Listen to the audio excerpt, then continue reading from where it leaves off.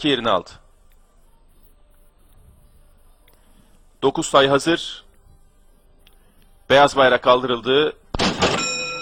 Start verildi ve altılı Ganyan'ın birinci ayağı başladı. 3 numaralı İbohan rakiplerinden 10 boy sonra koşuya başladı. 6 numaralı Avestia, 5 numaralı Last Wait ve bariyer dibinde 2 numaralı Harpoon arasında liderlik mücadelesi var. Şimdi asfaltta öne geçen iç kulvardaki 5 numaralı Last Wait oldu. Hemen dışında 6 numaralı Avestia. İkincilikte Avestia'nın 3 boy kadar gerisinde. Üçüncülükte 2 numaralı Harpoon var. Harpoon'un 1,5 boy kadar gerisinde.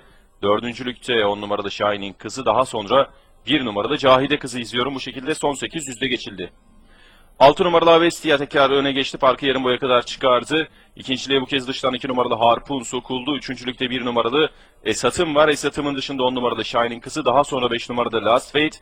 Last Wait'in 1 boy kadar gerisinde 7 numaralı Cahide kız. Daha sonra 8 numaralı Menekşem ve 9 numaralı Sancaktar Güzeli. 2 numaralı Harpoon rakiplerinden kurtulup farkı 4 boya kadar çıkardı. 1 numaralı Esat'ım ikinciliğe girdi. Harpoon'la olan farkı azaltmaya çalışacak. Daha geriden 6 numaralı Avestia'nın, dıştan 7 numaralı Cahide kızın ve 8 numaralı Menekşem'in çabalarını izliyorum. Son 200'e doğru yaklaşıyor taylar.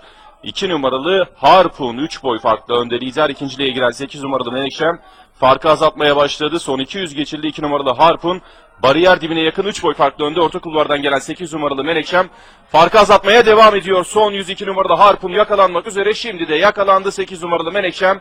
Liderliği aldığı gibi farkı da açıyor. Koşuyu da Ufuk Akay'la kazanıyor. 2 numaralı Harpoon ikinci oldu. 7 numaralı Cahide kız üçüncü.